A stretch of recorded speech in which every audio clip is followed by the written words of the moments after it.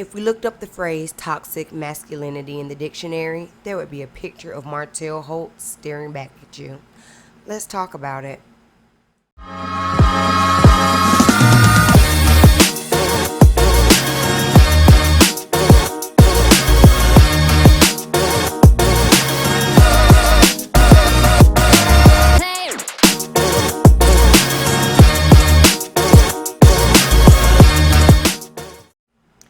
Hey everybody, welcome back to my channel, and today we're going to be talking about Love and Marriage Huntsville Season 3, Episode 2. And before we get into it, y'all, please make sure that you go ahead and like the video, subscribe to my channel if you have not done so already, turn your notification bell on so that you don't miss out on any more of my videos, and share this video out so that we can get this discussion popping, alright? This episode was very heavy on the Mel and Martell drama, so we'll save all of that for the end. Let's go ahead and break down Tisha and Kimmy's storylines before we get into it. The episode starts off with kind of like a split screen of seeing Kimmy talking to Maurice about what happened at the cookout and Tisha talking to Marceau about what happened at the cookout. Kimmy basically told Maurice about the conversation and said that it feels like Tisha wants her to change who she is in order to be this friend or this sister or whatever expectation that she has for her. And Maurice laughs it off and says, well, basically, clearly, she don't know who you are because you're never going to change. But he's still optimistic that things will turn around. Meanwhile, over at Tisha's house, Marceau is basically enabling Tisha's toxic behavior. This is why Tisha feels like everyone has to be on her side, because you have people around her such as Marceau in this moment, and Wanda and Kiki and brother T or whatever his name is, that are like being her yes men, even though she is clearly overreacting about the situation. And when you are confronted with your actions and how your actions are not lining up with the requirements that you have for someone else, you can't own that. That's problematic, Tisha. It's time to look in the mirror. Also in this conversation with Tisha and Marceau, the rumor about Marceau having an outside baby is brought up. So this is a scene that we did not get to see on the episode, but apparently Tisha's brother confronted Marceau about this rumor. Now, Marceau never outright denies it. However, he is upset that the rumor is even brought up. And Tisha says that if it were true, that she would divorce him and take him for everything that he has. I think it's aggravating. I don't believe that Marceau has an outside baby. Let me start off with that statement. But I think it's aggravating that he just never outright says anything or denies anything or owns anything. And so that leaves all of this room for speculation that doesn't have to be there. It's just aggravating to me, the kind of arrogance and bravado that Marceau puts on when he's talking to Tisha. Y'all tell me what you think down below. Do you think that there is any truth to this rumor? And I feel like Tisha must feel like there's some truth to this rumor. That's why her family is confronting him. Also, we get to see Monster this episode. You know that he came down last season to live with Maurice full time against Kiowa's wishes, and now that he's here, he has to decide on what school he's going to go to and what he plans on doing for the summer. They want to instill some work ethic in him, so they're asking about a job, mowing grass, doing something to be productive, playing basketball, just doing something to get out the house and be productive. And they get on the phone with Kiowa. And during this conversation, Kiowa says that she wants them to meet up on a neutral ground and have further conversation, because the last time that we saw all of them together, it got a little ugly. That was at the reunion where Kiowa was alluding that Kimmy was a side chick and messed up her marriage and all this kind of thing. So it's still a little bit of a rocky road. And with this rocky road, Maurice takes the time to kind of make a slight jab, dad joke type of thing. I think he was doing it to try to lighten the mood and keep it lighthearted. But when tensions are already kind of high, let's just keep things pretty straight and narrow, pretty above board. We don't want anything to go off the rails. So hopefully this season we do get to see a more pleasant co-parenting relationship, at least between Kiowa and Kimmy, because honestly, I think Kimmy has been advocating for Kiowa way more than Kiowa wants to give her credit for. So we'll see. Alright, now that we done got them out the way, let's get into the bulk of this episode. We see Martell coming over to Melody's new house to pick up the children, and before he can actually pick up the children, they decide to go outside and have a conversation. It's at this time in shooting or in filming that Martell has done his media tour. He's gone on to the YouTube channel with Dr. Heavenly. He's gone on to Steve Harvey. He kept making disparaging comments towards Melody. He's already posted this other baby, and so now they're sitting here trying to have a conversation so that they're able to move forward and navigate their co-parenting relationship. And something that Melody said, which she has said in interviews between Funky Dineva and Tasha K, she said to him is that, she wants them to be able to get an agreement and stick to it. Not, it's time for you to pick the children up, and then you're unable to pick them up, but I see you on the internet at some event or something like that. Martell says that she's done the same thing where she ends up in Atlanta. So it seems like both of them are having issues when it comes to communicating. The conversation did begin to get a little bit heated, but at the end of it, Melody suggests that they go see a counselor so that they're able to co-parent. I like the idea of that, and I feel like when you watch the episode at first, you could tell Martell just wanted to be problematic and fuss and be like, but that's a good idea. And so he eventually just goes ahead and agrees. Now later on in the episode, we see him talking about how he was open to going to this particular doctor because he felt like his old therapist was too biased. Y'all remember the man he used to go to as his therapist?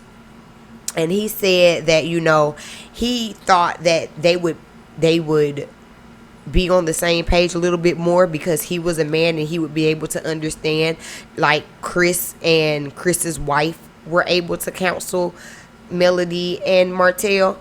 But he says that his original therapist was not relatable to him because he's been married for X amount of years and they don't have to deal with any of this infidelity and things like that.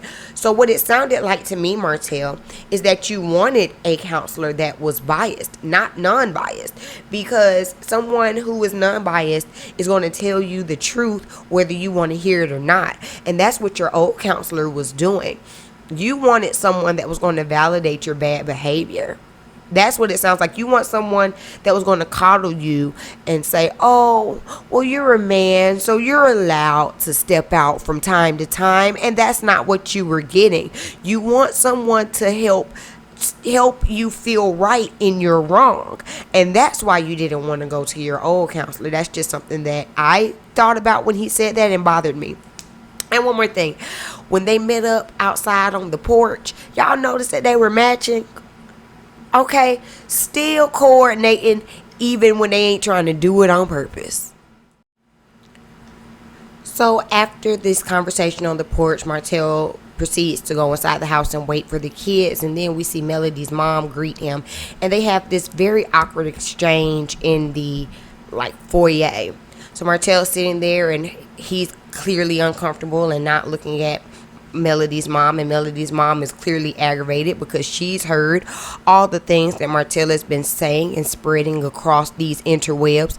And so she says to him that, they need to have a conversation at a later date because she's heard some of the things that he said and she's very disappointed in it. And Martell says that he doesn't want to talk about it. He doesn't feel like he should have to address it with her. And then he begins to go into this thing about what Melody has done wrong, and so Melody's mom shuts it down and you know what, we don't have to talk about that right now. And so in a very passive aggressive way, Martell yells to the kids to hurry up and come downstairs, basically because him and grandma finna get into it. Completely uncalled for, completely unnecessary. And he claims that she was being disrespectful to him. Anytime anyone tries to hold him accountable or tries to call him out on his stuff, it's you're being disrespectful to him. Think about this. Now, this is someone who was supposed to have been your mother figure, one of your mother figures for the past 14 years. You don't think that she has something that you want to say, that there is some conversations to be had with her as well? Y'all tell me what y'all think down below, because I know some people don't necessarily believe that in-laws should have any say, but they were not just like random in-laws. These people operated as a family dynamic. These people operated as one. And so if you hurt her daughter, don't you think she'll be hurt? You have to repair that relationship all the way around, because y'all are still going to have to be in the same vicinity with each other. Just like you have to co-parent with Melody, you still have to co-grandparent, co-family with Melody's mom.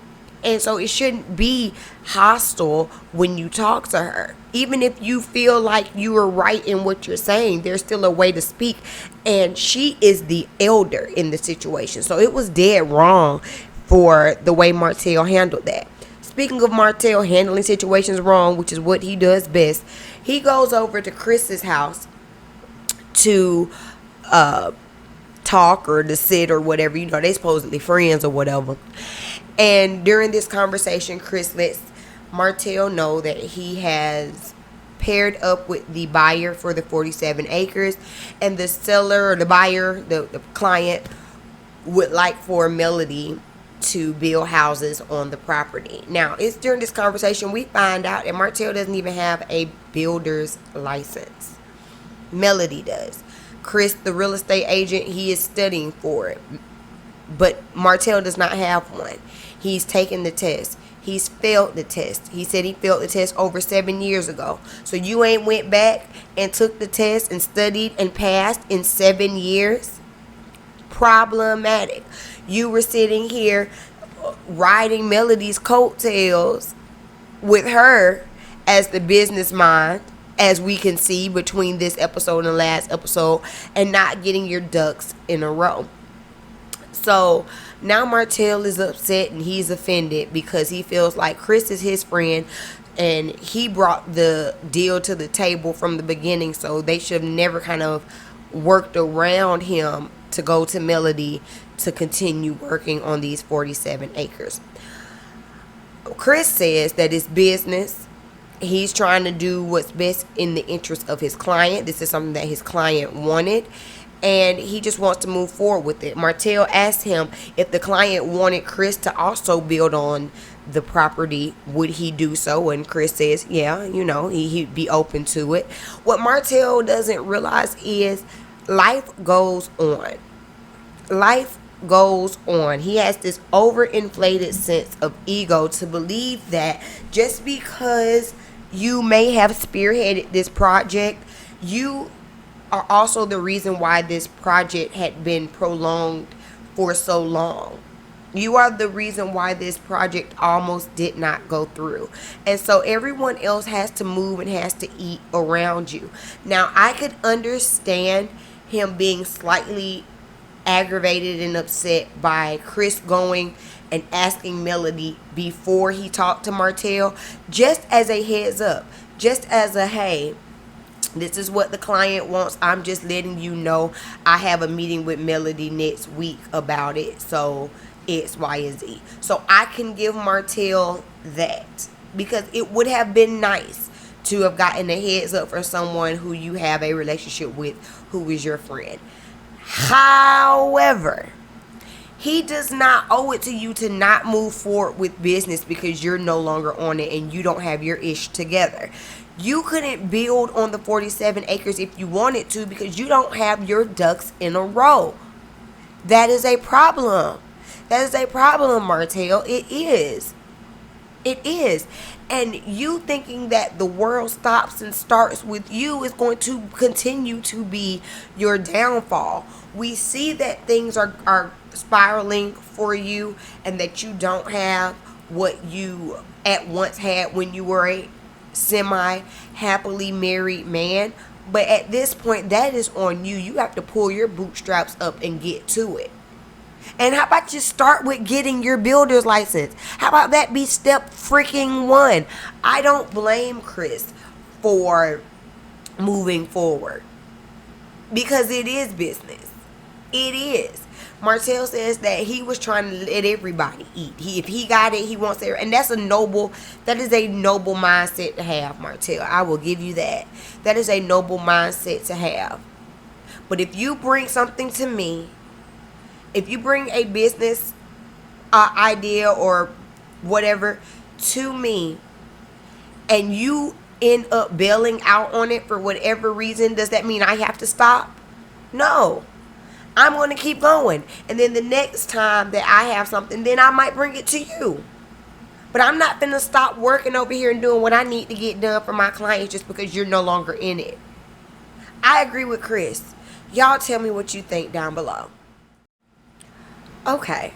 Then the very last scene that we get is with Martell and Melody going to meet with this therapist that's supposed to help them co-parent. This was a lot. This was a lot to unpack. So as they began to talk about the situation, the downfall of their marriage, Martell goes and becomes a bit vulnerable and talks about how he definitely is in a lower space, a much darker space than he had been. He didn't expect it to be as hard as it was. And Melody leans her hand over, puts it on his back to comfort him. And he doesn't want her to do that. He tells her to, stop. And she in her confessional says that, they've been together for 14 years. And so, of course, she has compassion for what he's going through. And it would be disingenuous to say that she doesn't feel sorry for him in some aspects, even though she's moved on. I thought that was very mature. That showed a lot of emotional intelligence. Something that Martell just does not have. I really, really am trying my best not to go in on Martell. Okay, give me a second because I'm trying my best. So he brushes Melody off to say, I don't want you to comfort me. Even though this could be a moment to show that I am not against you.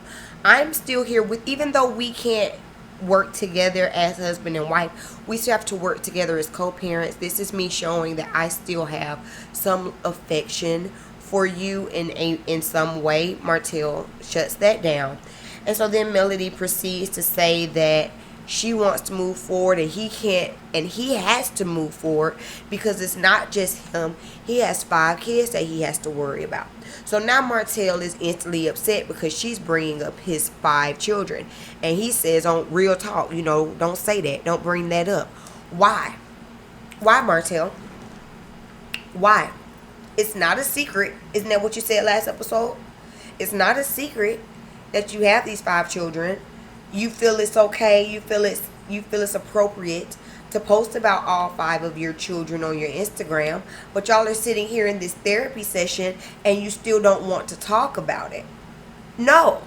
Now is the time to talk about it. You can't run from it all the time. Stand up in your mess, in your decisions, in what's happened. It is what it is. You're going to have to talk about it. You're going to have to talk about it now. You're going to have to talk about it with your children later. You're going to have to talk about it with that particular child at some point. And the fact that he just won't own it is what's so aggravating. So Mel don't care. She continues with it. She says that the children are unaware of this extra sibling, and she wants Martell to be the one to let them know. This is why they still don't know. Because he doesn't even want to admit it to himself. That's what it is. That's what it is. But it's so, just like when he was on Steve Harvey and he didn't want to admit how old the baby was or even really stand up in it. Own your ish, man. It would be a little bit easier. When you're trying to sweep things under the rug, it's not getting clean. You have to clean it up. starting with talking to your children, because they are old enough, especially the oldest one is old enough to understand what's going on. And he is so wrapped up in his own feelings and woes and whatever, that he doesn't even see how the separation is affecting his children. That's something that Melody had to bring to the counselor. Melody had to talk about how one of the children is writing songs that are a bit more somber. The other one is a bit more reserved than usual. These are things that Melody, as the mother, noticed. Martell, how come you want to sit up here and live in La La Land and think that everything's okay? It's not okay. And until you own that it's not okay, it can't get to a point of being okay. Now, the counselor gives them some very good advice, saying that even though Melody might not be on board with, everything and the side baby and all this stuff, when the conversation is brought up to the children, she needs to be present, because it shows a united front to the children. It shows them working as a team. And whether you want to be or not, once you enter into a parenting situation, you are a team, or at least you should be a team, on the same team, not two teams fighting against each other. Y'all should be working together for the betterment of your children. So I really loved the advice that the counselor gave. When the session ended, it seemed like it ended positively and on a good note. So they walk outside, and what does Martell do? He brings up those 47 acres. And he started off trying to be positive, I guess. And he said that he talked to Chris and he wanted to thank Melody for acknowledging how he would feel about it. And Melody could have just took it for what it was. She didn't. She was being petty. And she said, well, I am still considering working on it. And from there, honey, it got ugly. Now, I'm still not quite sure how it got as ugly as it did. I think in this instance, Melody could have just let it been what it was when he was trying to be positive about it. But I think she wanted to make it clear that even though I considered you, I'm not going to stop my bag because of you. I think that was her intention.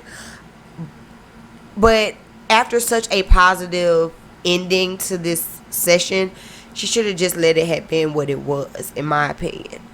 Because then he gets into all of his bravado that he does and talks about what she ain't got and what she hasn't done, even though she is the one with the builder's license.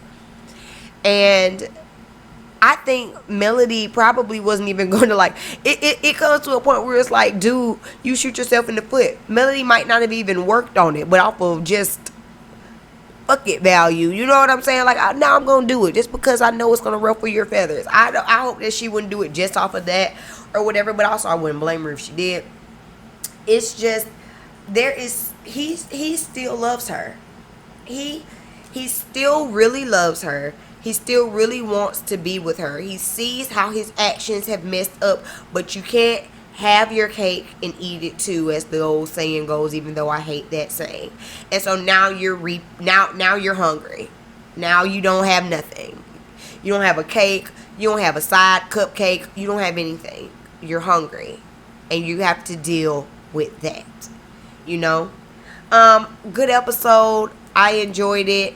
Y'all tell me what y'all thought about the episode down below in the comment section. I'd love to hear from y'all. We do this each and every week. I'll probably be doing a live one next week now that I'm back home and back settled. So y'all be on the lookout for that. If you have not checked out any of my other reviews, please do so. If you made it this far, make sure that you are subscribed to the channel with the notification bell on, and that you share this video out to someone else that loves this ratchet on television show as much as I do. I will see y'all in the next video. Peace.